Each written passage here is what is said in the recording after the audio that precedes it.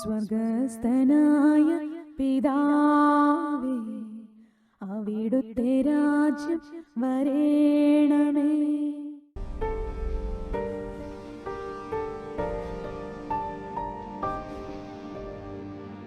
നാം വലിയ നോമ്പിലൂടെ യാത്ര ചെയ്യുമ്പോൾ ഈ മാർച്ച് മാസം 19 നമുക്കറിയാം, വിശുദ്ധ യോസേപ്പ് പിതാവിൻ്റെ തിരുനാളാണ്.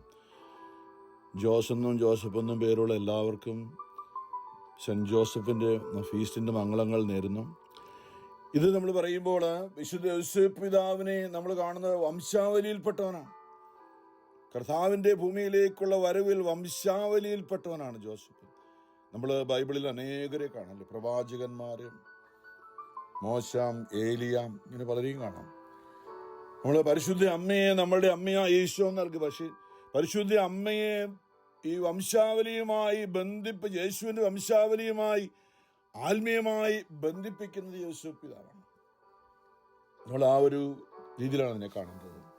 ലൂക്കാസ് വിശേഷം 1-ാമത്തെ അധ്യായം 26 ഇങ്ങനെ പറയുന്നുണ്ട്: 6-ാം മാസം ഗബ്രിയേൽ ദൂതൻ ഗലീലയിൽ നസറത്ത് എന്ന പട്ടണത്തിൽ ദാവീദിന്റെ വംശത്തിൽപ്പെട്ട ജോസഫ് എന്നു പേരായ പുരുഷനുമായി വിവാഹ നിശ്ചയം ചെയ്തിരുന്ന കന്യകയുടെ അടുത്തേക്ക് ദൈവത്താൽ അയക്കപ്പെട്ടു. അവളുടെ പേര് മറിയം എന്നായിരുന്നു.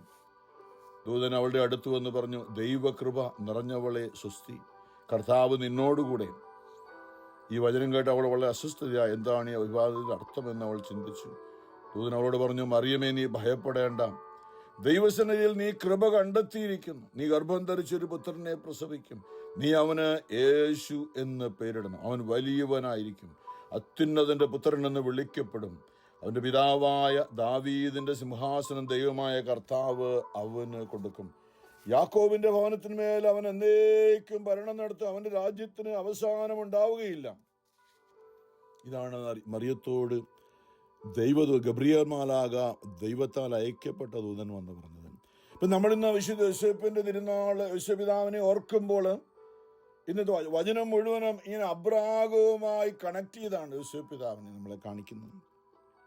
ഇന്ന് നമുക്കറിയാം, ഈ ഭൂമിയിൽ അനേകർ നല്ല മനുഷ്യർ ജീവിച്ചിട്ടുണ്ട്. ഹേനോക്ക് ആ ഉൽപ്പത്തി വായിക്കുന്ന മരണം കാണാതെ എടുക്കപ്പെട്ടവനാണ്. ഏലിയ മരണം കാണാതെ എടുക്കപ്പെട്ടവനാണ്. പക്ഷെ അവരിൽ നിന്നും ആയിരുന്നില്ല പൂർണ്ണത യേശുക്രിസ്തുവിലാണ് എന്ന് പരിശുദ്ധാത്മാവ് നമ്മുടെ ആത്മാവില് ഒന്ന് വസിക്കേണ്ടത് ദൈവം തന്നെയാണ്. അപ്പൊ ദൈവം മനുഷ്യനായി ഭൂമിയിൽ വന്നതാണ് യേശുക്രിസ്തു. ദൈവം മനുഷ്യനായതാണ് യേശുക്രിസ്തു. ഇടയ്ക്ക് നമ്മൾ ചിന്തിച്ചു കഴിഞ്ഞ ദിവസങ്ങളിലൊക്കെ ദൈവം നമ്മളുടെ കൂടെ മനുഷ്യനായി കാൽവരി വരെ നമ്മളുടെ കൂടെ നടന്നവനാണ്. എന്നാൽ മരിച്ചു താനം ചെയ്ത് പിതാവിന്റെ വലത്തു ഭാഗത്തേക്ക് ആരോഹണം ചെയ്ത് കഴിഞ്ഞപ്പോൾ ശിഷ്യന്മാരുടെ ഉള്ളിലേക്ക് വന്നവനാണ്.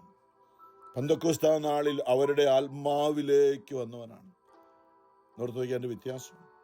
നമുക്ക് നമ്മുടെ കൂടെ നടത്താൻ പലരെയും, പക്ഷെ നമ്മുടെ ഉള്ളിൽ, നമ്മുടെ ഹൃദയത്തിൽ നമ്മൾ സ്നേഹിക്കുന്ന പൂജിക്കുന്ന അനേകരുണ്ടല്ലോ. അപ്പം അത് നമ്മൾ ബാഹ്യമായ നമ്മുടെ ഒരു മനോഭാവം കാഴ്ചപ്പെടണം. പക്ഷേ ദൈവം നമ്മുടെ ആത്മാവിൽ വന്ന് വസിക്കുന്ന ഒരു പ്രക്രിയ നമ്മൾ അറിയണം. ഈ നോമ്പിലൂടെ നമ്മൾ കടന്നു പോകുമ്പോൾ നമ്മൾ അറിയേണ്ടത്, അന്വേഷിക്കേണ്ടത്, എൻ്റെ ആത്മാവിൽ ദൈവം അല്ലെ ക്രിസ്തു വസിക്കുന്നുണ്ടോ എന്നാണ്. പൗലോസ് പലപ്പോൾ നമ്മൾ ഓർപ്പിച്ചൊരു വചനമുണ്ട്, 2 കൊരിന്തോസ് 13-ാമത്തെ അധ്യായം 5 യേശു ക്രിസ്തു നിങ്ങളിൽ ഉണ്ട് എന്ന് നിങ്ങൾക്ക് ബോധ്യമായിട്ടില്ലേ? ഇല്ലെങ്കിൽ നിങ്ങൾ പരീക്ഷയിൽ പരാജയപ്പെടും. ഈ ഭൂമിയിലെല്ലാം സാത്താൻ പരീക്ഷ കൊണ്ടുവരുമ്പോൾ നമ്മൾ പരാജയപ്പെടുന്നത് നമ്മുടെ ഉള്ളിൽ യേശു ഉണ്ടെന്നുള്ള വിശ്വാസം നമുക്കില്ലാത്തവനാണ്. മാമോദീസായിലൂടെ നമ്മുടെ ഉള്ളിലേക്ക് അവൻ വന്നതാണ്. ഇന്നും മരണം വരെയും കൂദാശിയായ മാമോദീസായിലൂടെ ആദ്യമായി നമ്മുടെ ഉള്ളിലേക്ക് വന്നവൻ ഒരിക്കലും ഞാൻ നിന്നെ ഉപേക്ഷിക്കില്ലെന്നാണ് പറഞ്ഞത്. ഞാൻ നിന്നെ ഒരു വിധത്തിലും അവഗണിക്കുക, ഉപേക്ഷിക്കുകയില്ല. അപ്പം നമുക്ക് ഇന്ന് ജീവിതത്തിൽ പല ഭയങ്ങളും ഉണ്ടല്ലേ. എന്തെല്ലാം ഭയം എന്നാണ് ഓരോ ദിവസം കഴിയുന്നത്. ഭയപ്പെടേണ്ട, ഞാൻ നിന്നോട് കൂടെയുണ്ട് എന്ന് യേശയ്യ പറഞ്ഞ വചനം. അതുപോലെ ബൈബിളിൽ 365 പ്രാവശ്യം ഓരോ ദിവസത്തിനും ഒരു തവണ എന്ന പോലെ പറഞ്ഞിട്ടുണ്ടെന്നാണ് പറയുന്നത്. അപ്പൊ നമ്മളുടെ ആത്മാവിൽ വസിക്കുന്ന ദൈവം നമ്മുടെ കൂടെ നടന്ന്, അല്ലെ അപ്പസ്തോലന്മാരുടെ കൂടെ നടന്ന യോഹന്നാൻ നെഞ്ചോട് ചാരിയിരുന്ന യേശു, ആ കർത്താവ് അവരുടെ ഉള്ളിൽ വന്നപ്പോഴാണ് യഥാർത്ഥമായി അവരുടെ ജീവിതം യേശുവിനാൽ നയിക്കപ്പെട്ട ജീവിതമായി മാറി. അങ്ങനെയാണ് ഭൂമിയിൽ തിരുസഭ ഉണ്ടായത്. അങ്ങനെയാണ് ഇന്നും തിരുസഭ മുമ്പോട്ട് പോകുന്നത്. തിരുസഭ എന്ന് പറയുന്നത് യേശുവിന്റെ ആത്മാവ് ഉള്ളിലുള്ള വ്യക്തികളുടെ ഒരു സമൂഹമാണ് തിരുസഭ. നമ്മൾ നന്നായിട്ട് അറിയണം അത്. നമുക്ക് അനേകം പലപ്പോഴും ചെയ്തല്ലേ, എൻ്റെ പേര് ജോസ് എന്നാണ്, യേശുപിതാവിൻ്റെ പേരാണ്. എനിക്കറിയാം, അതിരാവിലെ എഴുന്നേറ്റപ്പോൾ ബഹുമാനപ്പെട്ട ബെനഡിക്ട് അച്ഛൻ റോമിൽ നിന്ന് എനിക്ക് ആശംസ അയച്ചിരുന്നു, സന്തോഷം മറുപടി അയച്ചു. ഞാനീ പറയുന്നത്, നമ്മളുടെ ജീവിതത്തില് ഓരോ ദിവസവും നമ്മൾ അനുദിന വിശുദ്ധ അല്ലെ, എല്ലാ വിശുദ്ധരെയും ഓരോ ദിവസവും നമ്മുടെ ജീവിതത്തിലൂടെ ദൈവം കടത്തിക്കൊണ്ടു പോവുകയാണ്. എന്താ, യേശുവിനെ കാത്തിരുന്ന, യേശുവിനെ സ്വന്തമാക്കാൻ, യേശുവിനെ ഹൃദയത്തിൽ ഈ ഭൂമിയിൽ സ്വീകരിച്ചവരാണ് ഓരോ വിശുദ്ധരും. പക്ഷെ യേശുവിനെ സ്വന്തമാകാൻ, അപ്പോൾ നമ്മൾ യേശുവിലേക്ക് കൈവിരൽ ചൂണ്ടുകയാണ് ഓരോ വിശുദ്ധരും, പരിശുദ്ധ അമ്മ ഉൾപ്പെടെ. പരിശുദ്ധ അമ്മ പറഞ്ഞ എന്താ, നിങ്ങൾ അവൻ പറഞ്ഞ പോലെ ചെയ്യണം. കാനായിലെ കല്യാണ വിരുന്നിൽ പ്രശ്നം അറിഞ്ഞിട്ട് പരിശുദ്ധ അമ്മ പറഞ്ഞു, do whatever he tells you to do. നമ്മുടെ ജീവിതത്തിൽ പലപ്പോഴും ഞാൻ പറയാറുണ്ട്, നമുക്ക് കുറുക്ക് വഴിയിലേക്ക് പോകണം, നമുക്ക് എളുപ്പ വഴിക്ക് പോകുന്നതുകൊണ്ടാണ്. യേശുവിൻ്റെ വഴിയെ പോകുന്നത് വളരെ ബുദ്ധിമുട്ടാണ്, ഞെരുങ്ങിയതും ഇടുങ്ങിയതുമായ വഴിയാണ്. അപ്പോൾ എളുപ്പ വഴിയിലേക്ക് പോകാൻ വേണ്ടിയാണ് നമ്മൾ ഇന്ന് അനേകർ യേശുവിനേക്കാൾ കൂടുതലായിട്ട്, ഞാൻ പറയും, വിശുദ്ധർക്കൊക്കെ സ്ഥാനം കൊടുക്കുന്നത്. നമ്മളവരെ ബഹുമാനിക്കണം. കാരണം യേശുവിനായിട്ട് ജീവിതം അർപ്പിച്ചവരാണ്, ദൈവത്തിൻ്റെ ആത്മാവെന്നറിയാൻ വേണ്ടി ജീവിതം അടിയറ വെച്ചവരാണ്. പക്ഷെ നമ്മൾ മനസ്സിലാക്കേണ്ടത്, നമ്മുടെ ഉള്ളിൽ ക്രിസ്തുവിൻ്റെ ആത്മാവ് വസിക്കുമ്പോഴാണ് നമുക്ക് നമ്മുടെ നിത്യതയുടെ വഴിയിൽ ക്രിസ്തുവിൻ്റെ ആത്മാവ് നമ്മുടെ ഉള്ളിൽ ഇല്ലെങ്കിൽ നമ്മുടെ ഈ ഭൂമിയിൽ തകർന്നു വീഴും. ഇന്ന് അറ്റ്ലാന്റയിൽ നിന്നും ജോർജിയ സ്റ്റേറ്റിന് വേണ്ടി പ്രാർത്ഥന ആരംഭിച്ചപ്പോൾ സാലി പയസ്, ജോലച്ചൻ്റെ അമ്മച്ചി നമ്മളെ ഓർപ്പിച്ച ഒരു വലിയ വചനമുണ്ടല്ലോ, കർത്താവാണ്. സങ്കീർത്തനം 16 ദൈവമേ എന്നെ കാത്തുകൊള്ളണമേ, ഞാൻ അങ്ങയിൽ ശരണം വച്ചിരിക്കുന്നു, അവിടുന്നാണ് എൻ്റെ കർത്താവ്, അങ്ങയിൽ നിന്നല്ലാതെ എനിക്ക് നന്മയില്ല എന്ന് ഞാൻ കർത്താവിനോട് പറയും. ലോകം വിശുദ്ധരെന്ന് കരുതുന്ന ദേവന്മാർ നിസ്സാരരാണ്, അവരിൽ ആനന്ദം കൊള്ളുന്നവർ അഭിശപ്തരാണ്. അന്യദേവന്മാരെ അനുഗമിക്കുന്നവർ തങ്ങളുടെ ദുരിതം വർദ്ധിപ്പിക്കുന്നു. ഞാൻ അവർക്ക് രക്തം കൊണ്ട് പാനീയബലി അർപ്പിക്കുകയില്ല, ഞാൻ അവരുടെ നാമം ഉച്ചരിക്കുകയില്ല. കർത്താവാണ് എൻ്റെ ഓഹരിയും പാനപാത്രവും, എൻ്റെ ഭാഗതയം അവിടുത്തെ കരങ്ങളിലാണ്. അഭികാമ്യമായ ദാനമാണ് എനിക്ക് അളന്നു കിട്ടിയിരിക്കുന്നത്, വിശിഷ്ടമായ അവകാശം എനിക്ക് ലഭിച്ചിരിക്കുന്നു. എനിക്ക് ഉപദേശം നൽകുന്ന കർത്താവിനെ ഞാൻ വാഴ്ത്തുന്നു. രാത്രിയിലും എൻ്റെ അന്തരംഗത്തിൽ പ്രബോധനം നിറയുന്നു. കർത്താവ് എപ്പോഴും എൻ്റെ കൺമുമ്പിലുണ്ട്, അവിടുന്ന് എൻ്റെ വലത്തുഭാഗത്തുള്ളത് കൊണ്ട് ഞാൻ കുലുങ്ങുകയില്ല. അതിനാൽ എൻ്റെ ഹൃദയം സന്തോഷിക്കുകയും അന്തരംഗം ആനന്ദം കൊള്ളുകയും ചെയ്യുന്നു. എൻ്റെ ശരീരം സുരക്ഷിതമായി വിശ്രമിക്കുന്നു, അവിടുന്ന് എന്നെ പാതാളത്തിൽ തള്ളിക്കളയില്ല. അങ്ങയുടെ പരിശുദ്ധൻ ജീർണിക്കാൻ അനുവദിക്കുകയില്ല. അങ്ങ് എനിക്ക് ജീവന്റെ മാർഗം കാണിച്ചു, വഴിയും സത്യവും ജീവനും ഞാനാകുന്ന ഈശോ പറഞ്ഞു. അങ്ങയുടെ സന്നിധിയിൽ ആനന്ദത്തിന്റെ പൂർണ്ണതയുണ്ട്. ഈ ഭൂമിയിൽ നമുക്ക് താൽക്കാലികമായി അനേക കാര്യങ്ങൾ നമുക്ക് കിട്ടിയേക്കാം, പക്ഷേ ദൈവം ആത്മാവായി നമ്മുടെ ഉള്ളിലുള്ള പരിശുദ്ധാത്മാ ആനന്ദം, ദൈവരാജ്യ അനുഭവം, ദൈവ ആത്മാവിലുള്ള ആനന്ദമാണ് ദൈവരാജ്യം. ആനന്ദത്തിന്റെ പൂർണ്ണതയാണ് യേശു നമുക്ക് നൽകിയത്. അങ്ങയുടെ സന്നിധിയിൽ ആനന്ദത്തിന്റെ പൂർണ്ണതയുണ്ട്, അവിടുത്തെ വലത്തു കൈയിൽ ശാശ്വത സന്തോഷമുണ്ട്. ആഗോള സഭയിലെ ഒന്നാമത്തെ വായന സാമുവേൽ പ്രവാചകന്റെ പുസ്തകത്തിൽ 2 സാമുവേൽ 7-ാമത്തെ അധ്യായം. അതായത് ദാവീദ് ദൈവാലയം പണിയാനായിട്ട് ആഗ്രഹിച്ചു. ദാവീദ് വലിയ കഷ്ടതയിലൂടെ കടന്നു പോകാൻ പറയാം. ദാവീദിനെ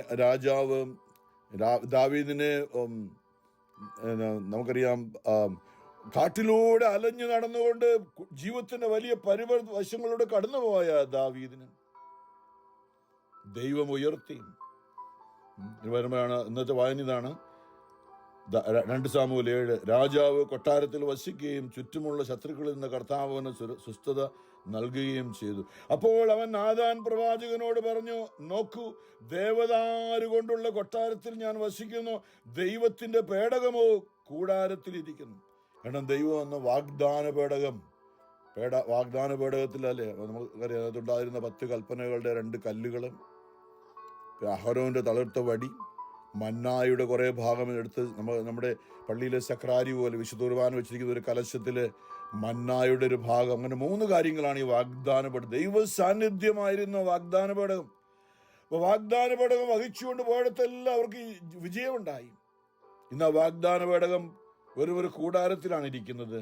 ഞാനോ വേറൊരു ഭവനത്തിൽ ഇരിക്കാം. ഞാനോ എൻ്റെ വളരെ മനോഹരമായ വിശാലമായ ദേവദാരു കൊണ്ട് പണിത കൊട്ടാരത്തിലാണ് ഞാൻ വസിക്കുന്നത്. നാഥാൻ പറഞ്ഞു, യുക്തം പോലെ ചെയ്തു. നാഥാൻ പ്രവാചകൻ, നമുക്ക് അങ്ങനെയുണ്ടല്ലോ ചിലപ്പോൾ കുഴപ്പമില്ല, കർത്താവ് പറഞ്ഞിട്ട് എല്ലാം ഓക്കെ അങ്ങ് ശരിയാ പൊക്കളം പറഞ്ഞു. നാഥാൻ പ്രവാചകനായതുകൊണ്ട് ചുമ്മാ ഇങ്ങനെ ദാവീദിൽ ഇത്രയും കാര്യങ്ങളൊക്കെ നല്ല കാര്യങ്ങളൊക്കെ ചെയ്ത ദാവീദിൽ എന്നുള്ള ചിന്തയിൽ ദാവീദിനോട് നാഥാൻ പ്രവാചകൻ ഇഷ്ടം പോലെ അങ്ങ് ചെയ്തു, ഒരു കുഴപ്പമില്ല. ഇത്രയും നാളും ദൈവത്തിന്റെ ഇഷ്ടം ചെയ്ത ആളല്ലേ, അതുകൊണ്ട് ഒരു കുഴപ്പമില്ല. നാഥാൻ പ്രവാചകൻ യുക്തം പോലെ ചെയ്തുള്ള കർത്താവ് നിന്നോട് കൂടെയുണ്ട്. എന്നാൽ ആ രാത്രി കർത്താവ് നാഥാനോട് അരുളിച്ചു. നമ്മുടെ ദൈവസന്നിധിയിൽ സങ്കീർത്തനം 14 കേട്ട്, രാത്രിയിലും എൻ്റെ അന്തരംഗത്തിൽ പ്രബോധനം നിറയുന്നു. ദൈവസന്നിധിയിൽ നമ്മൾ നിരന്തരം ദൈവികമായ ദൈവത്തിന്റെ ആ ദൈവഹിതം അല്ലെങ്കിൽ നമ്മുടെ പരിശുദ്ധാത്മാവിന്റെ ജ്ഞാനം എന്ന് പറയും. നമ്മുടെ ബുദ്ധിയിലും യുക്തിയിലും നമുക്ക് നല്ലതെന്ന് തോന്നുന്ന പല കാര്യങ്ങളുണ്ട്. നല്ലത് തന്നെ, ഒരു കുഴപ്പമൊന്നുമില്ല എന്ന് പറയുന്നത് എല്ലാം അങ്ങനെ ആയിരിക്കണമെന്നില്ല. ദൈവസന്നിധിയിൽ ഈ നോമ്പിലൂടെ കടന്നു പോകുമ്പോൾ നമ്മുടെ ജീവിതത്തിന്റെ മേഖലകളെയും ചിന്തകളെയും പല മേഖലകളും നമ്മൾ അടിയറ വയ്ക്കാൻ, ദൈവത്താൽ നയിക്കപ്പെടാനായിട്ട്. ഈശോയുടെ മരുഭൂമിയിലെ പരീക്ഷണം നമ്മൾ കാണാം. സാത്താൻ്റെ യേശുവിനോട് പറഞ്ഞു, നിനക്കെല്ലാം അറിയാം, നീ ദൈവപുത്രനാണല്ലേ, ആണെങ്കിൽ ഈ കല്ലുകളോട് അപ്പമാവൻ പറഞ്ഞു, നീ പറഞ്ഞാൽ ആകും, അതുകൊണ്ട് എന്തിനാ വിഷമിച്ച് കാലത്ത് പോയി അമ്മയോട് പറഞ്ഞ് അപ്പം ഉണ്ടാക്കി കഴിക്കണം, നിന്റെ ഉപവാസമൊക്കെ തീർത്ത് ഇവിടെ കല്ലുകൾ അപ്പമായി കഴിക്കുക എന്ന് പറഞ്ഞ് നമ്മുടെ ബുദ്ധിയും യുക്തിയും ദൈവത്തിന്റെ കൃപകളും വരങ്ങളൊക്കെ നമ്മുടെ സ്വന്തം ആവശ്യത്തിന് വേണ്ടി നമുക്ക് ഉപയോഗിക്കാം എന്നുള്ള ഒരു ധാരണയൊക്കെ ഇന്ന് ലോകത്ത് നടക്കുന്ന കാര്യങ്ങളാണ് ഇതൊക്കെ. കർത്താവ് നിന്നോടുകൂടി. എന്നാൽ ആ രാത്രി കർത്താവ് നാഥാനോട് അരുളി ചെയ്തു, എൻ്റെ ദാസനായ ദാവീദിനോട് പറയുക, കർത്താവ് അരുളി ചെയ്യുന്നു, എനിക്ക് വസിക്കാൻ നീ ആലയം പണിയുമോ? ഇസ്രായേൽ ജനത്തെ ഈജിപ്തിൽ നിന്ന് കൊണ്ടുവന്നത് മുതൽ ഇന്ന് വരെ ഞാൻ ഒരു ആലയത്തിലും വസിച്ചിട്ടില്ല. കർത്താവ് കാണുന്നത് ഇന്ന് ഞാനീ പറഞ്ഞ എൻ്റെയും നിങ്ങളുടെയും ഉള്ളിൽ ദൈവം വസിക്കുന്ന ഒരു കാഴ്ചയാണ് അന്നും കർത്താവ് കണ്ടത്. എത്ര മനോഹരമായ ജെറുസലേം ദേവാലയം എത്ര മനോഹരമായി പണിതെങ്കിലും ഈശോ കണ്ടപ്പോൾ പറഞ്ഞു, ഇത് കല്ലിന്മേൽ കല്ല് ശേഷിക്കാതെ തകർക്കപ്പെടും. കാരണം ഈ ജെറുസലേം ദേവാലയത്തിൻ്റെ ഉള്ളിൽ വാഗ്ദാന പേടകത്തിന്റെ ഉള്ളിൽ കല്ലും മണ്ണും കൊണ്ട് പണിത ഈ ദേവാലയത്തിന്റെ ഉള്ളിലല്ല ഞാൻ വസിക്കാൻ ആഗ്രഹിക്കും. പിന്നെയോ എൻ്റെ കൈകൊണ്ട് ഞാൻ നിർമ്മിച്ച ഏദൻ തോട്ടത്തിൽ ഉരുവാക്കിയെടുത്ത് അന്ന് മുതൽ ഇന്ന് വരെയും ദൈവമായ കർത്താവ് ഈ ഭൂമിയിൽ അമ്മയുടെ ഉദരത്തിൽ തന്നെ ഉരുവാക്കുന്ന സങ്കീർത്തനം 139 ദാവീദ് പറയുന്ന ദൈവ ആലയങ്ങളാക്കി മാറ്റി നമ്മളുടെ ഉള്ളിൽ നമ്മുടെ ആത്മാവിനോട് ചേർന്നുകൊണ്ട് നമ്മെ നയിക്കുവാൻ ആഗ്രഹിക്കുന്ന ഒരു ദൈവമാണ്. തീർച്ചയായിട്ടും നമുക്ക് മനോഹരമായ ദൈവാലയമുണ്ട്, നമുക്ക് ബലിപീഠങ്ങളുണ്ട്, സക്രാരിയുണ്ട്. പക്ഷേ നമ്മുടെ ആ കർത്താവിനെ അവിടെ ഒറ്റയ്ക്ക് ഇരുത്തിയിട്ട് പോകരുതേ. പലപ്പോഴും നമ്മുടെ അങ്ങനെയല്ലേ, മണിക്കൂറുകൾ പോയി നമ്മുടെ പള്ളിയിലെ ദേവാലയത്തിലെ 24 മണിക്കൂർ ആരാധന ഉണ്ടെങ്കിൽ 2 മണിക്കൂർ ഞാൻ വലിയ കാര്യം ചെയ്തില്ലേ, കർത്താവോട് ഒറ്റയ്ക്ക് അല്ലേ. ഞാൻ എൻ്റെ പണ്ടത്തെ കാഴ്ചപ്പാടേ പറഞ്ഞു, കണ്ടെന്നല്ല ചെയ്തു. ആദ്യമൊക്കെ അങ്ങനെ നമ്മൾ തുടങ്ങുന്നത്.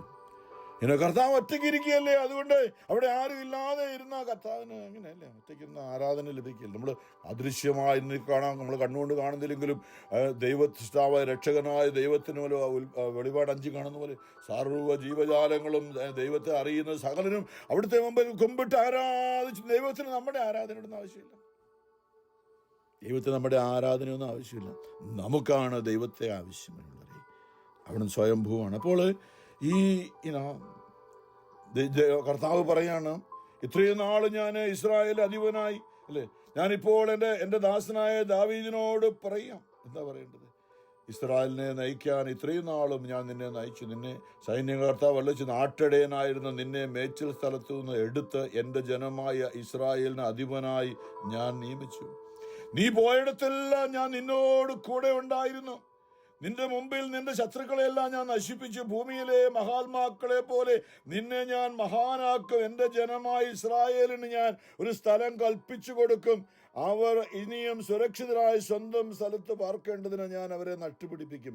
ഇത്രയും ആലയം പണിയുന്നതിനെ കുറിച്ചൊക്കെ പറഞ്ഞിട്ട് എന്താണ്?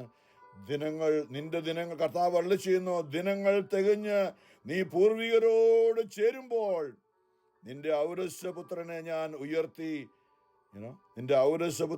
ഉയർത്തി അവന്റെ രാജ്യം സുസ്ഥിതമാക്കും. ദാവീദ് വിചാരിച്ച് തൻ്റെ മകൻ സോളമൻ ആലയം പണിയെന്നൊക്കെ അത് പറയുന്നുണ്ട് പിന്നീട്. പക്ഷെ നമുക്കറിയാം അവിടെയൊന്നും നിന്നില്ല. ഈ ഭൂമിയിൽ ദൈവ മനുഷ്യനായ അബ്രാഹത്തിന്റെ മകനായ ഇസ്ഹാക്കിന്റെ മകനായ യാക്കോബിന്റെ മകനായ യൂദായുടെ ഗോത്രത്തിൽ വന്നു പിറന്ന ദാവീദിന്റെ മകനായ സോളമന്റെ വംശാവലി തുടർന്നു താഴോട്ട് വന്ന യേശുപിതാവിന്റെ ആത്മാവിലൂടെ, ശരീരത്തിലൂടെ ആത്മാവിലൂടെ വന്ന് തന്റെ ജീവിത പങ്കാളിയായ ഭാര്യയായി നിശ്ചയിച്ചിരുന്ന മറിയത്തിന്റെ ഉള്ളിലേക്ക് ആത്മാവായി കടന്നു വന്നുകൊണ്ട് മറിയത്തിൽ നിന്ന് ഭൂമിയിൽ അവതരിച്ച ദൈവപുത്രനാണ് ആലയം പണിതത്. യേശുവാണ് ആലയം പണിത് എന്ന് പറയുമ്പോൾ യേശുവാണ് എന്നെയും നിങ്ങളെയും നമ്മളെ ഓരോരുത്തരുടെ വിശ്വാസിയും ദൈവ ആലയമാക്കി മാറ്റിയത്. അതുകൊണ്ടാണ് പോലും നിങ്ങൾ ദൈവത്തിന്റെ ആലയങ്ങളാണെന്നും ദൈവത്തിന്റെ ആത്മാവ് നിങ്ങളിൽ വസിക്കുന്നു എന്ന് നിങ്ങൾ അറിയുന്നില്ലയോ? ഞാൻ പറഞ്ഞു വന്ന തീർച്ചയായിട്ടും നമ്മൾ ആരാധനയ്ക്കൊക്കെ പോകണം, നല്ല കാര്യമാണ്. വേറെ ചിന്തിച്ചേക്കരുത് കേട്ടോ. ഞാനങ്ങനെ ആദ്യകാലങ്ങളിൽ എൻ്റെ ശുശ്രൂഷയുടെ എന്ന് പറയുമ്പോൾ ദൈവാനുഭവത്തിലേക്ക് വന്നു കഴിഞ്ഞപ്പോൾ എപ്പോഴും വലിയ ഈശോയുടെ അടുത്ത് പോയിരിക്കണം. അടുത്ത പള്ളിയിൽ നമ്മുടെ ന്യൂയോർക്കിലെ ബ്രൂക്കിലാണിപ്പോൾ അടുത്ത പള്ളിയിൽ 24 മണിക്ക്, ഇന്നൊക്കെയല്ലേ, ഇന്നിപ്പോൾ എല്ലാ ഫുൾ ടൈമൊന്നും എല്ലായിടത്തും പലയിടത്തും ആരാധന കേൾക്കുന്നു. കാരണം സുരക്ഷിതത്തിൻ്റെ കാര്യം വെച്ചുകൊണ്ട് അന്നൊക്കെ 24 മണിക്കൂർ ആരാധന. അപ്പം ഞാൻ അവിടെ ഇറ്റാലിയൻ പള്ളിയാണ്. അപ്പോൾ അവിടെ എല്ലാവർക്കും ഇഷ്ടംപോലെ ആൾക്കാരുണ്ട്. പക്ഷേ എനിക്കുള്ള ആഗ്രഹം കൊണ്ട് ഞാൻ അവരോട് ചോദിച്ചു, എനിക്ക് പറഞ്ഞില്ല അത് ഫുള്ളാണ്. എന്നൊരു കാര്യം പറഞ്ഞു, ഒരു കാര്യമുണ്ട്, നിനക്ക് വേണമെങ്കിൽ ഓൺ കോൾ, അതായത് ആരും വന്നില്ലെങ്കിൽ അതിന് പകരമായി നിന്നെ വെച്ച. ഞാൻ ഒരു കുഴപ്പമില്ല, നല്ല കാര്യം. ആരെങ്കിലും വരാതെ ഉണ്ടെങ്കിൽ അവർക്ക് വേണ്ടിയിട്ട് കർത്താവിൻ്റെ അരികെ പോയി കർത്താവിൻ്റെ ദേവാലയ വാതിക്കൽ ഒരു കാവൽക്കാരനായിട്ടെങ്കിലും എന്നെ ആക്കണമേ എന്നൊക്കെ ദാവീദ് എഴുതി വെച്ച് സങ്കീർത്തനം. ഞാനീ പറഞ്ഞ പ്രിയമുള്ളവരെ, വിശുദ്ധ കുർബാനയും സത്യമായ യേശുവിൻ്റെ ജീവിക്കുന്ന സാന്നിധ്യമാണ്. പക്ഷേ കർത്താവ് സക്രാരിയിൽ നമ്മൾ ആ കർത്താവിന് പേര് ആരാധിച്ചിരിക്കുമ്പോൾ എന്താ പലപ്പോഴും ആരാധന എന്ന് പറഞ്ഞാൽ എന്താ? നമ്മളുടെ ശരീരവും മനസ്സും ദൈവത്തിന് അടിയറ വെച്ച് ആ സക്രാരിയിൽ നിന്ന് നമ്മൾ ആരാധിച്ചുകൊണ്ടിരിക്കുമ്പോൾ ആരാധന എന്താ? നമ്മുടെ ശരീരം, റോമർ 12 നമ്മുടെ ശരീരവും മനസ്സും ദൈവത്തിന് മുമ്പിൽ വിശുദ്ധമായ ഒരു ആലയമായി നമ്മൾ വിട്ടുകൊടുക്കുന്നതിനാണ് യഥാർത്ഥമായ ആരാധന എന്ന് പറയുന്നത്. പള്ളിയിൽ വിശുദ്ധ കുർബാനയ്ക്ക് പോയി നമ്മുടെ ശരീരവും മനസ്സും ഒരുക്കിയ വചനം കേട്ട് പരസ്പരം എല്ലാവരോടും ക്ഷമിച്ച് പരസ്പരം സമാധാനം കൊടുത്ത് ദൈവപുത്രനായ യേശുക്രിസ്തു കൂദാശിയായി മാറിയവൻ നമ്മുടെ ആത്മാവിലേക്ക് ഇതാ ദൈവത്തിന്റെ അല്ലെങ്കിൽ നമ്മളോട് പറയുന്ന തീക്കട്ട തരുന്നു എന്ന് പറഞ്ഞുകൊണ്ട് നമ്മുടെ ദൈവം ദഹിപ്പിക്കുന്ന അഗ്നിയാണെന്ന് എബ്രായർ 12 പറഞ്ഞ ആ ദൈവം നമ്മുടെ ആത്മാവിലേക്ക് വന്ന് നിറഞ്ഞ് നമ്മൾ പോവുകയാണ്. ദൈവത്തെയും നമ്മുടെ ഒരു മൊബൈൽ സക്രാരിയായി മാറുകയാണ്. നമ്മൾ പോകുന്നിടത്തെല്ലാം ദൈവം ആത്മാവായി നമ്മുടെ കുടുംബത്തിലും ജോലി സ്ഥലത്തും യാത്ര ചെയ്യുമ്പോഴൊക്കെ നമ്മളെ ഇങ്ങനെ നമ്മുടെ ആത്മാവിലും നമ്മുടെ കാഴ്ചപ്പാട് വേണം. പറയുള്ളവരെ, അന്യസ്ഥലത്ത് 1000 വർഷങ്ങൾ 1000 ദിവസങ്ങളായിരിക്കും ദൈവമേ അല്ലേ. നമ്മൾ പലപ്പോഴും ഞാൻ പറയാറുണ്ട്, നമ്മൾ സന്തോഷത്തിൻ്റെ 5ാമത്തെ രഹസ്യം എപ്പോഴും ധ്യാനിക്കുമ്പോൾ യേശുപിതാവും മാതാവും കൂടെ ഉണ്ണീശോയെ അന്വേഷിച്ച് നടന്ന് 3-ാം ദിവസം കണ്ടുമുട്ടിയപ്പോൾ അവിടെ ദൈവാലയത്തിൽ വെച്ചാണ് യേശുവിനെ കണ്ടുമുട്ടിയെന്ന്. അപ്പം ഞാൻ പറഞ്ഞു ഇന്നത് അതൊരു പ്രതീകമാണ് നമുക്ക്. കാരണം എന്തിനാണ് ഇങ്ങനൊരു സംഭവം ബൈബിളിൽ എഴുതി വെച്ചിരിക്കുന്നത്? നമ്മളൊരു ദൈവ ആലയമായി മാറുമ്പോൾ അവിടെയാണ് യേശുവിനെ, അല്ലെങ്കിൽ ദൈവ ആലയത്തിലാണ് യേശുവിനെ യേശുപിതാവും മാതാവും കണ്ടുമുട്ടിയതെങ്കിൽ നമ്മളുടെ ജീവിതം ഒരു ദൈവ ആലയമായി മാറുമ്പോഴാണ് നമ്മൾ യേശുവിനെ കണ്ടുമുട്ടുക. അത് നമ്മുടെ ഉള്ളിൽ വസിക്കുന്ന, ഉള്ളിലേക്ക് നോക്കിയാൽ, ഉള്ളൊന്ന് തുറന്നാൽ ഉള്ളിൽ ഞാൻ വസിക്കാം. നമ്മുടെ ആത്മാവിൽ വന്ന് വിശുദ്ധ കുർബാനയുടെ പരിശുദ്ധാത്മാവായി നമ്മുടെ ഒരു ചിന്ത ഉണ്ട്. ഈ നോമ്പിലൂടെ എങ്കിലും കടന്നു പോകും. 2025 നോമ്പിലൂടെ കടന്നു പോകുമ്പോൾ നമ്മൾ അറിഞ്ഞ് നമ്മുടെ ഈ ശരീരം നോമ്പ് കഴിഞ്ഞ് ഈസ്റ്റർ കഴിഞ്ഞ് വീണ്ടും നമ്മൾ പഴയ രീതിയിലേക്ക് പോകാൻ വേണ്ടി ഒരു നോമ്പ് എന്തിനാ നമുക്കിങ്ങനെ അല്ലേ? നമ്മളിപ്പോൾ ഞാൻ എൻ്റെ കാര്യം പറഞ്ഞു കേട്ടോ, വേറെ കുറ്റപ്പെടുത്തുന്നത്. പണ്ടൊക്കെ അങ്ങനെയായിരുന്നു, ഒന്ന് തീർന്ന് കിട്ടിയിരുന്നെങ്കിൽ ഇറച്ചിയും ഇതൊക്കെ നമ്മുടെ ലോകത്തിന് എന്തെല്ലാം കാര്യങ്ങളല്ലേ പണ്ടൊക്കെ. അതിലേക്ക് ഒന്ന് തിരികെ പോകാൻ നമുക്ക് ആഡംബര സുഖമാണ് അടിച്ചു പൊളിച്ചൊക്കെ വീണ്ടും ജീവിക്കുന്നത്. ഈ ലോകത്തിൽ ആസ്വദിച്ചുള്ള ജീവിതമൊക്കെ ആസ്വദിക്കാൻ പറ്റാത്തൊരു കാലഘട്ടമാണ് നോയമ്പ് അല്ലേ. അപ്പോൾ നമ്മുടെ പിള്ളേരൊക്കെ പറയല്ലോ ഇനിയിപ്പോൾ 40-50 ദിവസം ഇറച്ചിയൊന്നും കഴിക്കാതെ എങ്ങനെയാണ് ജീവിക്കുന്നതെന്നൊക്കെ പറയുന്നത് പോലെ. അപ്പം നമ്മളുടെ ജീവിതം അങ്ങനെ ഒരു അവസ്ഥയിൽ നിന്നും മാറി നമ്മളുടെ ജീവിതം നിത്യതയിലേക്കുള്ള, കഴിഞ്ഞ സമർപ്പിച്ച് നമ്മൾ ഈ മരുയാത്രയിൽ നിത്യതയിൽ നമ്മുടെ ഉള്ളിൽ അന്ന് വാഗ്ദാന പേടകത്തിൽ കൂടാരത്തിൽ വസിച്ച ദൈവം ഈ മൺകൂടാരമായി ഈ ജീവിതത്തിൽ നമ്മോടൊപ്പം ഇന്ന് വസിക്കുന്ന ദൈവം, അത് നമ്മൾ ഒരിക്കലും സംശയിക്കരുത്. കാരണം എന്താ? നമ്മൾ വിചാരിക്കുന്നത് നമ്മൾ എന്തെങ്കിലും ചെയ്തിട്ടാണ്, നമ്മുടെ എന്തോ പ്രവൃത്തി കൊണ്ടാണ് ഈശോ നമ്മുടെ ഉള്ളിലേക്ക് വന്നത്. അല്ല, നമ്മളുടെ വീട് അല്ലേ, നമ്മൾ വസിക്കുന്ന നമ്മുടെ വീട് എന്ന് ഓർത്ത് നോക്കി. ആ വീട് നമ്മൾ വിലയ്ക്ക് മേടിച്ചുകൊണ്ടല്ലേ നമ്മൾ. ആ വീടിന് എന്തെങ്കിലും പറയാനുണ്ടോ? ഒരു ഒന്നും പറയാനില്ല. വീടിന് there's no say for the house. നമ്മുടെ വീട് നമ്മൾ വിലയ്ക്ക് വാങ്ങി അതിന്റെ ടൈറ്റിൽ നമ്മുടെ കയ്യിലുണ്ട്, അതുകൊണ്ട് നമ്മളവിടെ വസിക്കുന്നു. എത്ര എത്ര അല്ലേ? ദർ ഇസ് നോ, അമേരിക്കയിൽ പറഞ്ഞിട്ടുണ്ട്, there is no place like home. ഏറ്റവും നമുക്ക് ഇഷ്ടമുള്ള രീതിയിൽ നമ്മൾ വിശ്രമിക്കുന്ന സ്ഥലമാണ് നമ്മുടെ ഭവനം, നമ്മുടെ വീട്. There is no place like home. എവിടെ പോയാലും, വെക്കേഷൻ പോയാലും ഒന്ന് ഒറ്റ നിന്ന് വീട്ടിലും തിരിച്ചെത്തിയാൽ മതിയായിരുന്നു നമ്മുടെ, അല്ലേ? ആമേൻ, ഹല്ലേലൂയ.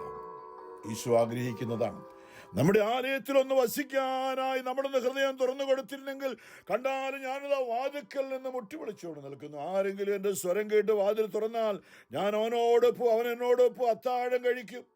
നമ്മുടെ ആത്മാവിലും, നമ്മുടെ ദൈവ ആലയമായ, ദൈവത്തിന്റെ ഭവനമായ നമ്മുടെ ആത്മാവിൽ വന്ന് വസിക്കാനായി കാത്തിരിക്കുന്ന, അതിനുവേണ്ടിയാണ് കാൽവരിക്കുരിശിലേക്ക് യേശു ഓടിയത്. നമ്മളോട് കൂടെ ആയിരിക്കാൻ, നമ്മുടെ ആത്മാവിലായിരിക്കാൻ. പരിശുദ്ധാത്മാവിലുള്ള ആനന്ദം, യേശു കുരിശിൽ കിടന്ന് ആനന്ദിച്ചെന്നത് നമ്മുടെ ഉള്ളിൽ വസിക്കുന്നത് കണ്ടുകൊണ്ട് നമ്മളത് പറയണം. അപ്പോൾ ഈ സോളമൻ ആലയം പണിയുമെന്ന് അന്ന് ദാവീദിനോട് സാമുവേൽ പ്രവാചകനിലൂടെ, നാഥാനിലൂടെ പറഞ്ഞ ആ സംഭവമാണ് സാമുവേൽ പ്രവാചകൻ 2-ാമത്തെ പുസ്തകത്തിലെ 7-ാമത്തെ അധ്യായത്തിൽ നമ്മളിന്ന് വായിക്കുക. എന്നിട്ട് പറയുന്നുണ്ട്, അവൻ നിനക്ക് സോളമൻ എന്നാ പറഞ്ഞത്. അല്ല, സോളമൻ എന്ന് പറഞ്ഞിട്ടില്ല, കർത്താവ് പറഞ്ഞ ശരിക്കും യേശുവിനെ കുറിച്ചാണ്. ദിനങ്ങൾ തികയുമ്പോൾ, നിന്റെ പൂർവികരോട് ചേരുമ്പോൾ, നിന്റെ ഔരസ്യപുത്രനെ, ദാവീദിന്റെ പുത്രൻ, അല്ലെ ആരാ? ദാവീദിന്റെ പുത്രനായ ഈശോയെ, ദാവീദിന്റെ പുത്ര യേശുവേ. ഇതൊക്കെ ബൈബിളിൽ വന്നതിന്റെ കാരണം ഇതൊക്കെ നിറവേറുന്നതാണ് വചനങ്ങൾ. അന്ധനായ ബാർത്തമേയുസ് അവിടെ ദാവീദിന്റെ പുത്ര യേശുവേ എന്നിൽ കനിയണമേ. ദാവീദിന്റെ വംശാവലിയിൽ ദൈവം പറഞ്ഞ രക്ഷയ്ക്കായി വന്നവൻ യേശു ക്രിസ്തു. അവൻ എനിക്ക് ആലയം പണിയുന്നതാണ്. സോളമൻ പണിത്, പക്ഷെ അതൊന്നും ഇന്നില്ല. നമുക്കൊരു മതിൽ മാത്രമേ ഉള്ളൂ ഇപ്പോൾ. അതൊന്നും അല്ല ആലയം, അതൊന്നും അല്ല ദൈവം വസിക്കേണ്ടത്. ഞാൻ അവന് പിതാവും അവൻ എനിക്ക് പുത്രനുമായിരിക്കും. യേശുവിനെ കുറിച്ചാണ് പറയുക. അവൻ തെറ്റ് ചെയ്യുമ്പോൾ എന്ന് പറയുമ്പോൾ എന്താ? നമ്മുടെ തെറ്റുകൾക്ക് വേണ്ടി അമാനുഷികമായ ദണ്ഡും ചമ്മട്ടി ഉപയോഗിച്ച് ഞാൻ അവനെ ശിക്ഷിക്കും. യെശയ്യാ പറഞ്ഞില്ലേ, അവൻ സഹിച്ചപ്പോൾ വചനം പറഞ്ഞിട്ടുണ്ട് അവനെ ശിക്ഷിക്കുമെന്ന്. അപ്പൊ വചനം പറഞ്ഞിട്ടുണ്ട് അവന്റെ പാപങ്ങളെ പ്രതിയാണ് അവൻ ശിക്ഷ അനുഭവിച്ചതെന്ന്. അല്ലെങ്കിൽ നമ്മുടെ പാപങ്ങൾക്ക് വേണ്ടിയാണ് അവൻ ശിക്ഷ അനുഭവിച്ചതെന്ന് അവന്റെ തലമുറയിൽ ആര് കരുതിയെന്ന് യെശയ്യാ 53 പറയുന്നുണ്ട്. ചില വചനങ്ങളൊക്കെ നമ്മള്, അല്ലേ, ചുമ്മാ ചിന്തിക്കുന്ന പോലെയല്ല. അതിന്റെ ഉള്ളിൽ ദൈവത്തിന്റെ ആത്മാവ് ചില രഹസ്യങ്ങളൊക്കെ നമ്മളോട് പറയുന്നുണ്ട്. അവൻ തെറ്റ് ചെയ്യുമ്പോൾ മാനുഷികമായ ദണ്ഡും ചമ്മട്ടി ഉപയോഗിച്ച് ഞാൻ അവനെ ശിക്ഷിക്കും. എങ്കിലും നിന്റെ മുമ്പിൽ നിന്ന് ഞാൻ അവനെ തള്ളിക്കളഞ്ഞ നിന്റെ മുമ്പിൽ നിന്ന് ഞാൻ തള്ളിക്കളഞ്ഞ സാവൂൾ, അല്ലെ, സാവൂള് ദാവീദിന് മുമ്പുള്ള രാജാവ്. നമുക്കറിയാം, ദൈവജനമൊക്കെ തെറ്റിച്ച് അധികാരത്തിൽ നിന്ന് ദൈവം തന്നെ മാറ്റിയിട്ടാണ് ദാവീദ് രാജാവിനെ ഞാൻ നിന്റെ മുമ്പിൽ നിന്ന് തള്ളിക്കളഞ്ഞ സാവൂളിൽ നിന്ന പോലെ അവനിൽ നിന്ന് എൻ്റെ സ്ഥിര സ്നേഹം ഞാൻ പിൻവലിക്കുകയില്ല. നിന്റെ കുടുംബവും രാജ്യത്വവും എൻ്റെ മുമ്പിൽ സ്ഥിരമായിരിക്കും. നിന്റെ സിംഹാസനം എന്നേക്കും നിലനിൽക്കും. ദാവീദും പോയി, സോളമനും പോയി. ഇന്ന് നമ്മൾ യേശു ക്രിസ്തു, ഒരിക്കലും അവസാനമില്ലാത്തവൻ. ആരെല്ലാം ഇല്ലാതാക്കാൻ ശ്രമിച്ചിട്ട് അവന്റെ നാമം ഇന്നും ഉയർന്നു വരികയാണ്. പ്രിയമുള്ളവരെ, നമ്മളൊരു കാര്യം ചിന്തിച്ചപ്പോൾ ഞാനിന്ന് ഓർത്തതാണ്, ഈ ദൈവം ദാവീദിന്റെ ഗോത്രത്തിൽ വരാനായിട്ട്, മനുഷ്യനായി പിറക്കാനായിട്ട് പണ്ട് നമ്മൾ ചിന്തിച്ചായിരുന്നു. നോഹയെ ദൈവം വിളിച്ചു, പക്ഷേ നോഹ പെട്ടകത്തിൽ ദൈവം സംരക്ഷിച്ച് എത്ര നാളായല്ലേ, പെട്ടകത്തിനോട് സംരക്ഷിച്ച് നോഹയും കുടുംബത്തെ പുറത്തു കൊണ്ടു കഴിഞ്ഞപ്പോൾ നോഹ പഴയ അവസ്ഥയിലേക്ക് പോയി. പഴയ അവസ്ഥ എന്താ? ആദ്യം ചെയ്ത മുന്തിരിത്തോട്ടം നട്ടുപിടിപ്പിച്ചു, എന്നിട്ട് വീഞ്ഞുണ്ടാക്കിയിട്ട് കുടിച്ചത് നഗ്നനായി കിടക്കുകയാണ്, ബോധമില്ലാതെ. നമ്മൾ പലപ്പോഴും പറഞ്ഞിട്ടുണ്ട്, വീഞ്ഞു കുടിച്ച് ഉന്മത്തനാകരുത്. എഫേസ്യർ 5:18. വീഞ്ഞു കുടിച്ച് ഉന്മത്തനാകരുത്, അതിൽ ദുരാസക്തിയുണ്ട്, ദുരാത്മാവുണ്ട്. വീഞ്ഞു കുടിച്ച് ഉന്മത്തനായ ഈ നോഹ തൻ്റെ രണ്ടാമത്തെ ഇളയ മകനെ ശപിക്കുകയാണ്. ഗുണം പിടിക്കില്ലടാ, മുടിഞ്ഞു പോകും. ദൈവം രക്ഷപ്പെടുത്തി കൊണ്ടുവന്ന ആ മകനെ ഈ അപ്പൻ ശപിക്കുകയാണ്. നമ്മളിന്ന് കനാന്യർ, ജബൂസ്യർ എന്നൊക്കെ ബൈബിൾ വായിക്കുന്ന ഒരു സമൂഹം അങ്ങനെയാണ്, ദൈവത്തെ അറിയാതെ പോയത്.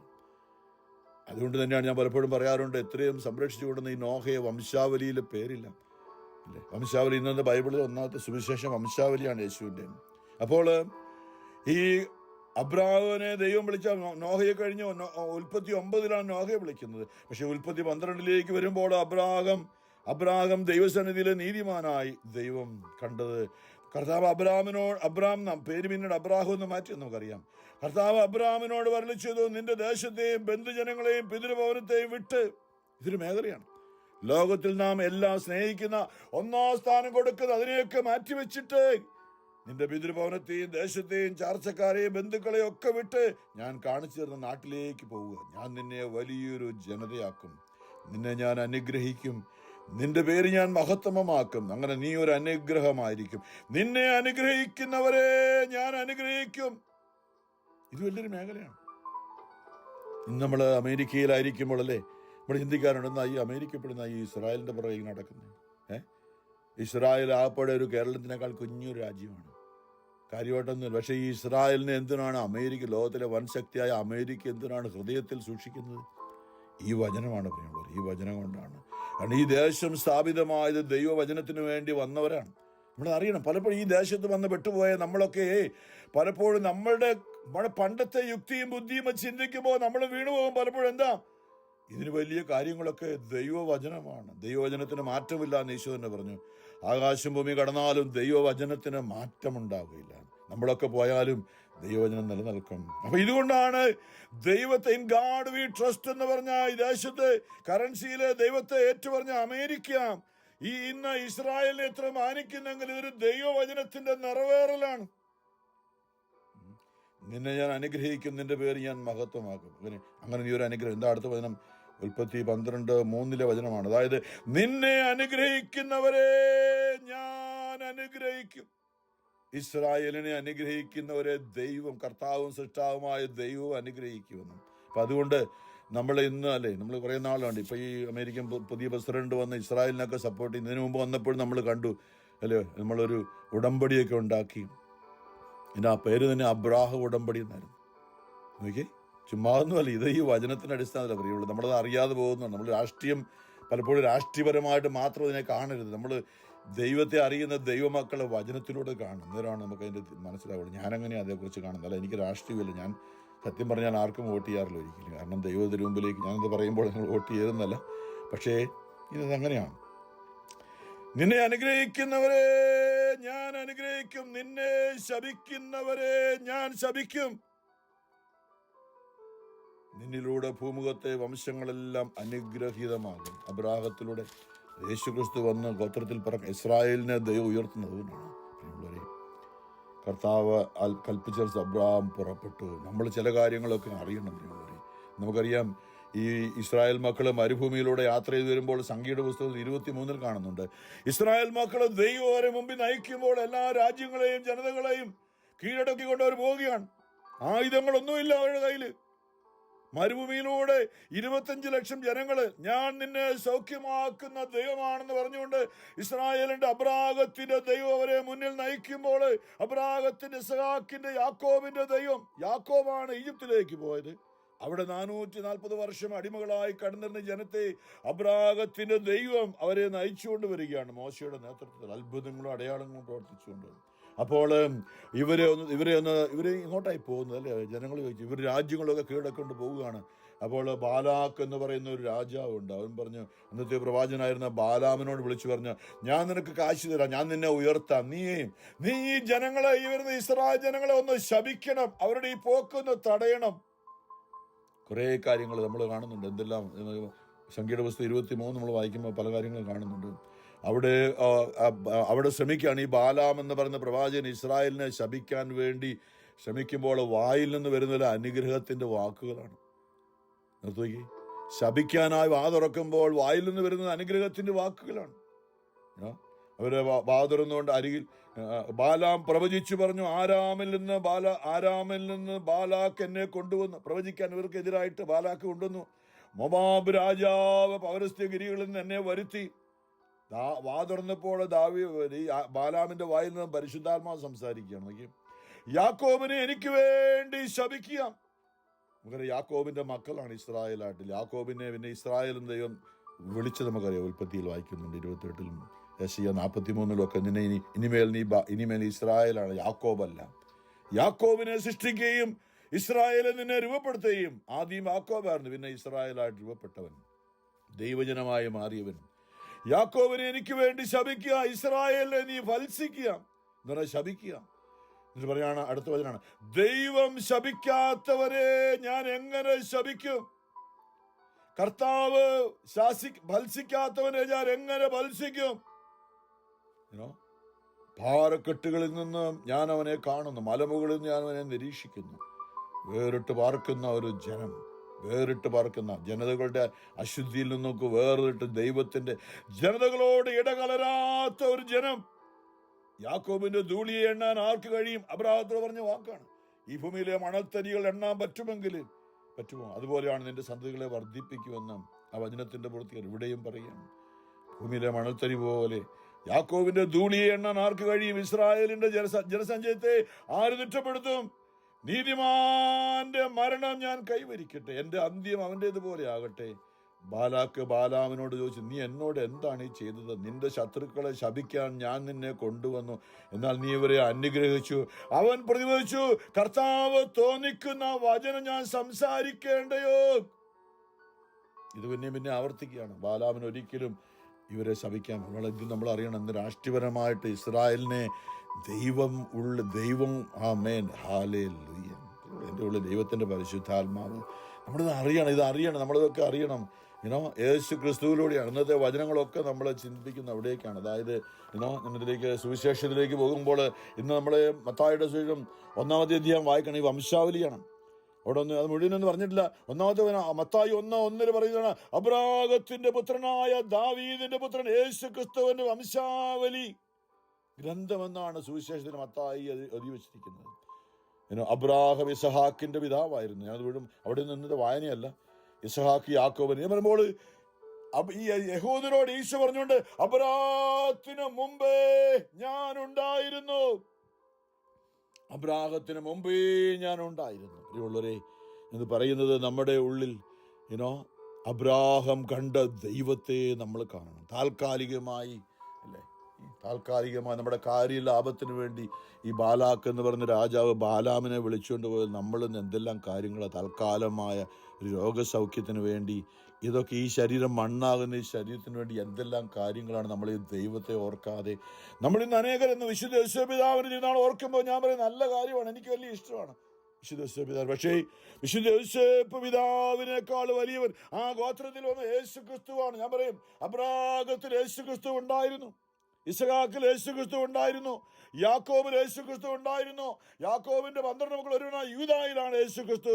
യൂദായുടെ ഗോത്രത്തിൽ പിറന്ന ദാവീദ് സങ്കീർത്തനം മുഴുവൻ എഴുതിയത് യേശുവിന്റെ ആത്മാവാണ്, പരിശുദ്ധാത്മാവാണ് സങ്കീർത്തനം മുഴുവൻ എഴുതിയത്. കാരണം ഈ സങ്കീർത്തനങ്ങളാണ് പിന്നീട് യേശുവിന്റെ ജീവിതത്തിൽ നിറവേറിക്കൊണ്ടിരുന്നത്. അബ്രാഹത്തിന് എവിടുന്ന് കിട്ടി? അബ്രാഹത്തിന്റെ ഉള്ളിലുണ്ടായിരുന്ന ക്രിസ്തുവിന്റെ ആത്മാവാണത് പ്രവചിച്ചത്. സോളമന്റെ ഉള്ളിൽ യേശു ക്രിസ്തു ഉണ്ടായിരുന്നു. കാരണം അവനെ പോലെ ജ്ഞാനിയായിട്ട്, കാരണം യേശുവിന്റെ ആത്മാവാണ് അവനെ ജ്ഞാനിയാക്കിയത്.